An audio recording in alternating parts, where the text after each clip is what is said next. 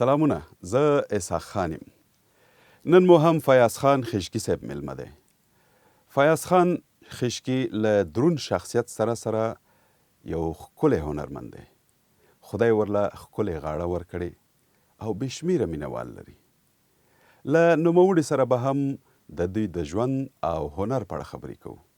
له تاسو نه هیله کوم چې راسره پاتې شي. فیاض خان خیشکی صاحب سلامونه او ډیره مننه کوم چې زما بلنه مو ومنله. وعلیکم السلام. زما ګرانه، تاسو په خیر یې؟ ټیک ټاک یې؟ ډیره مننه. تاسو هم ډیره مننه.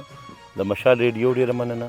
خیشکی صاحب که په پیل کې راته دا ووایې چې تاسې د کوم ځای سره متعلق دی او چیرته زیږېدلی یې؟ زه صاحب دلته ضلع نوښار او په ضلع نوښار کې بیا خیشکی کلی دی او قبیله ده ډېره زړه. په دلته کې پیدا شوی یم او ځایي او پدري د دې ځای په پوښتنو نه دلته یو پاتې کیږو. ښه، ډېره ښه ده. خیشکی صاحب ستاسې د یو څو ښایسته البمونو نه وروسته نن سبا به داسې نوې سندرې تر غوږ نه شو چې دا څه وجه ده؟ په دې هکله لږ راته ووایئ. صاحب داسې ده که نه چې چرم فنکار په ځای نه کیني، خامخا څه خپل ذهن مجبوري چې څه نه څه وکړي، نو بلاسې والیمز شوي دي. خو د هغې پذیرایي په دې وجه باندې مخکې نه راتلې چې د میموري کارډ د وجې نه هر یو څیز چې کوم دی نو ته نقصان رسېدلی دی، او چې کوم نقصان رسېدلی دی هغه د فن ته هم رسېدلی دی او د هرې ژبې ته هم رسېدلی دی، ځکه چې په هغې باندې به چې چا کار کولو او هغوی به په هغې کې څه ارننګ دپاره څه ګټې دپاره کار کولو، نو هغه هغې ته اوس نه حاصلېږي. نو هغې نه کوي. حالان کې زما چې تاسو ته ووایم نو تاسو 15 البم ته ما تقریبا 11 البم برابر شو. نو اوس مهال په کوم نوې البم یا کوم سندرې باندې کار کوئ؟ بالکل. زه خو نن سبا خو زما یو چیلنج ځان ته مخې ته ایښی و چې د غني بابا په دې کلام کې په د کربلا په شهیدانو باندې او د کربلا په ورځ باندې یو ډېر ښایسته کلام بابا ویلی دی چې هغه 8 صفحې شمېره لري او هغه تقریبا 150 یو نیم سل په هغې کې مصري دي. نو هغې له مونږ طرز ورکړی دی او انشاءالله هغه به ډېر زر تاسو وورئ ډېر ښایسته طریقې سره. چا هم نه دی ویلی، دا چیلنج دی. دا خو بیا ډېر ښکلی زیری دی ستاسو مینهوالو دپاره. خیشکی صاحب خو نن سبا هر یو هنرمند چې سندره وایي نو بیا د هغې ویډیو کلیپ جوړوي. ستاسې ویډیو کلیپونه نه راځي چې تاسې د ویډیو کلیپ خلاف یې نه مو خوښېږي که څنګه څه خبره ده؟ نه جي داسې نه ده، خو عموما چې کوم دی نو زما د خپل ذاتي ژوند او د هلې ځلې او د کور ذمهوارۍ او د کاروبار دا ټولې خبرې پکې اثرانداز کیږي. او غټه خبره به زه تاسو ته دا وکړم چې دا واقعي چې یو کمی دی زما په فن کې، زما په دې میدان کې چې ویډیو نشته دی او د هغې په وجه شاید چې ډېرو خلکو ته نه دی رسېدلی دا کلام چې کوم ما ویلی دی. بالکل بالکل، ځکه نن سبا د انټرنیټ دور دی او خلک د آډیو سره ویډیو هم لیدل غواړي. ستاسو زیاتره سندرې په دې زاړه موسیقي سره یعنی تابلا رباب او دغه زوړ کوم چې روایتي موزیک دی هغوی سره جوړ شوي. تاسې کوم البم مو د نوي موزیک د سیکونس چې ورته وایي دې سره هم تاسې کوم البم جوړ کړی؟ داسې شته دی، بلا شی شته دی، د ټي وي دپاره د مختلفو ریډیوونو دپاره چینلو دپاره داسې شته دی په سیکونس کې کلام. خو زه تاسو ته که د زړه خبره وکړم که نه نو هغه سیکوینس هغه موسیقي ما متاثره کوي نه، او زما کار د هغې کلام سره دی، کوم کلام چې ما د دننه نه را بیدار کي او په ما باندې یو کیفیت تاری کي، نو ما له هغې کلام طرز راځي او زه هغه کلام ډېر په شوق سره وایم او هغه زه هغې کې بالکل دننه انوال یم. نو د هغې لپاره لایو سازونه چې کوم دي نو زه دا ډېر خوښوم. خیشکی صاحب اکثر هنرمندان دغه ستونزه لري چې وایي د کورنۍ نه راته اجازت نشته، دغه هنر ته چون په ښه سترګه نه کتل کېږي زموږ او ستاسې په معاشره کې. نو تاسې ته هم داسې کومې ستونزې وي د کورنۍ لخوا؟ بلا شی په یو وخت کې وي، په وړوکوالي کې ما په دې باندې بلا وهل ټکول هم خوړلي دي د مشرانو نه، خو چونکې په دې باندې په پښتنو کې ډېر کم خلک په دې خبره باندې پوهېږي چې فنون لطیفه چې څومره هم دي په دې دنیا کې نو دا ټول په فطرت کې ملاویږي بنده ته، او فطرت کې چې کوم شی وي هغه چرې هم نه وځي. خیشکی صاحب ستاسو د شعر انتخاب ډېر عالی دی، ډېر ښکلی انتخاب مو دی. دغه شعرونه په خپله انتخابوئ که د نورو دوستانو یا د شاعرانو سره مشورې پې کوئ ځکه ډېر ښکلی انتخاب مو دی. ډېره مننه صاحب.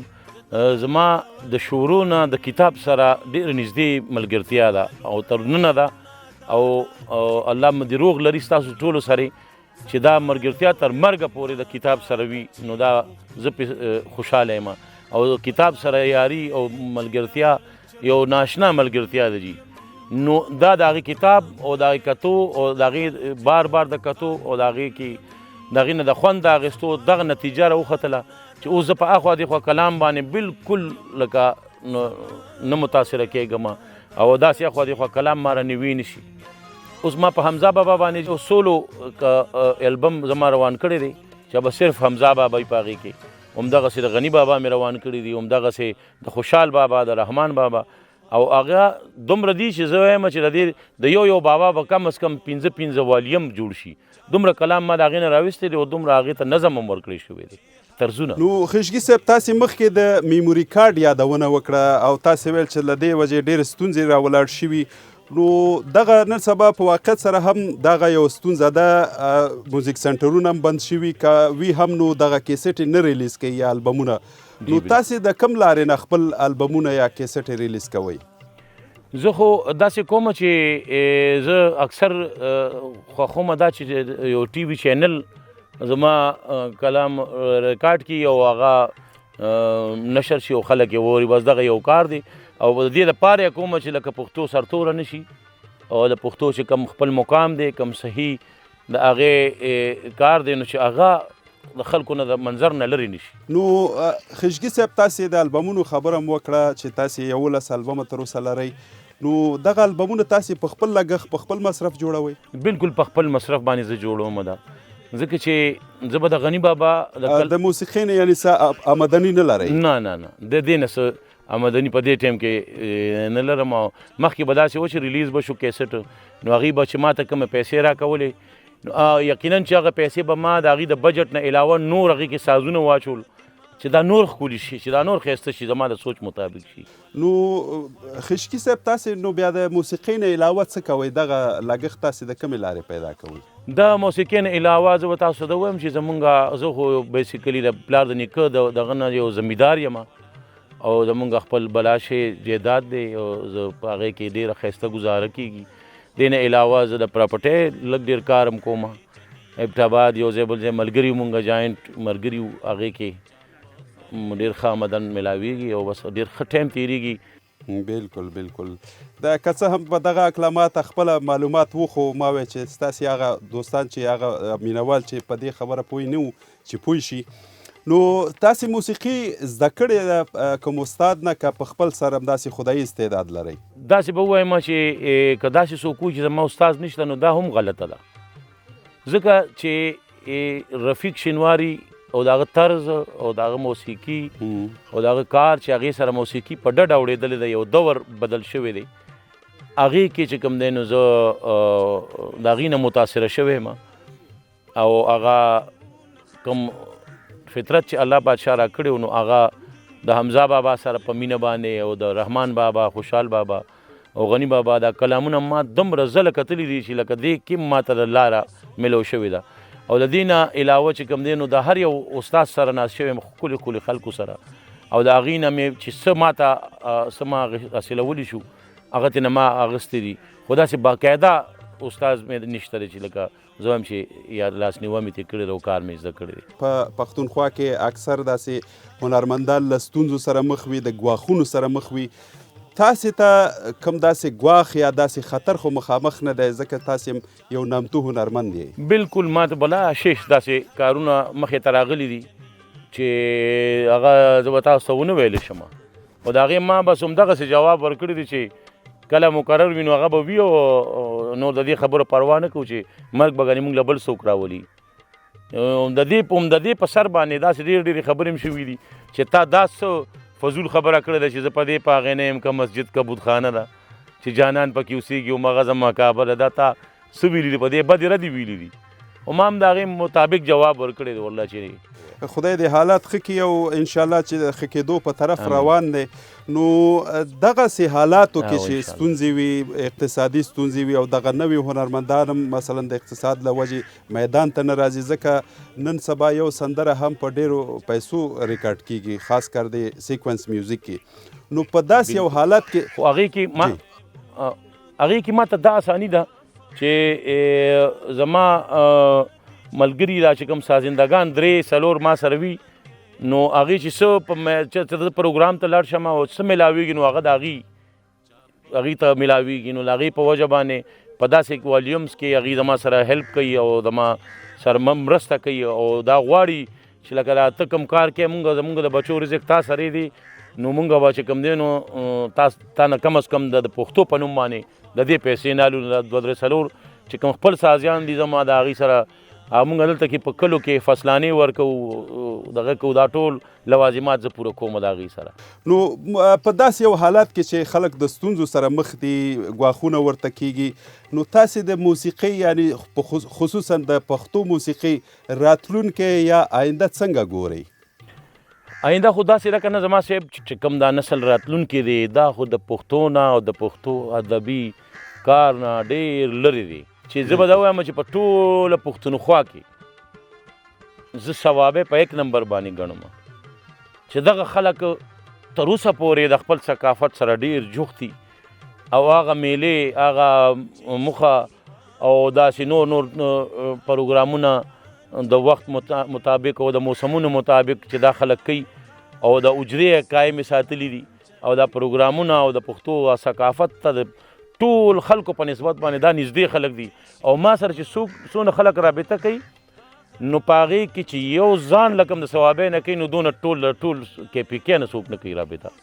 نو خیشکي صاحب تاسې دغه نن سبا ګورئ چې نوي هنرمندان را روان دي او بس فقط یو سندره جوړوي او بیا وروسته بیا نو ورک شي. دغسې خلک چې نوي راتګ غواړي د هنر میدان ته، نو تاسې ورته څه مشوره لرئ چې څه باید وکړي؟ زه به دا مشوره ورته لرم چې ته به د چا نه دا تپوس نه کوې چې زه به څه وایم، چې ستاسو دا نه سوچ جوړ شي هغه به څنګه جوړیږي، هغه چې تاسو د خپلو اتلانو نه، د خپل ځان نه، د خپل ثقافت نه، د خپل تهذیب و تمدن نه ځان خبر وساتئ، نو هلې به تاسو په دې لاره باندې مزل کولی شئ. کنی همدغسې به یو مصنوعي کلام به را پیدا کېږي او د هغې به یو څو ورځې ژوند دي او بیا به هغه ختمیږي. خپله خیشکي صاحب د چا غږ خوښوي او د چا سندرې ډېرې اوري؟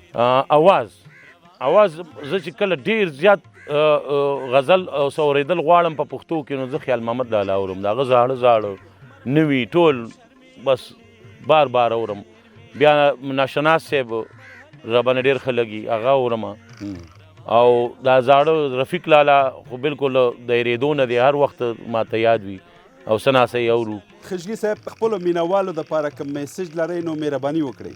نو زه به دا ووایم چې ټولو مینوالو ته چې تاسو هغه خلک یې چې دا احساس ورکوئ چې یو فنکار څه وایي او کم کار کوي او آیا دا ټیک کوي او که دا ټیک نه کوي، نو د دغې دپاره تاسو خپلې صحیح او ښایسته مشورې هر چاله بغیر څه خاطر نه ورکوئ. که هغه زه دا ووایم که زما په فن کې زما په کار کې څه غلطي وي نو چې ما ته په ګوته کړي شي نو زه به ډېر خوشحاله یم، په هغې باندې خفه به نه یم. خیشکي صاحب اوس که خپلو مینوالو دپاره خپل یو ښکلی سندره زمزمه کوي نو ډېر خوند به وکړي. زه به د دې نسبت سره به دا ووایم چې دا کوم طرز د کربلا د نظم مونږ جوړ کړی دی هغه تاسو ته ووایم. مهرباني. دا قیامت دی که معراج دی او که ورځ د کربلا د دا شګو کې سرې وینې که ګلونه د لالا، دا قیامت دی که معراج دی او که ورځ د کربلا د دا شګو کې سرې وینې که ګلونه د لالا، د دا شګو کې سرې وینې که ګلونه د لالا، دا قیامت دی که معراج دی. دا د دې سرنامه ده. واه واه واه خیشکي صاحب ډېر ښکلی زمزمه مو وکړ، کور مو ودان. په پای کې زه بیا هم ستاسې نه ډېره مننه کوم چې تاسې موږ ته وخت راکړ. کور مو ودان، خوشحاله او سوکاله اوسئ. ډېره مننه اسحاق بھائی، قدرمن شی مشال ریډیو، ډېره مننه. یو ځانګړې مننه د مشال راډیو خبریال ځلاند یوسفزی صاحب څخه کوم چې په مټ یې دغه مرکه بشپړ شو. نو دغه وه زموږ نننۍ خپرونه. زه امید لرم چې ستاسو به خوښ شوي وي. تر هغې چې بیا هم د همداسې یو تکړه هنرمند سره ستاسې په خدمت کې حاضرېږم، اجازت درنه غواړم. ښاد او آباد اوسئ.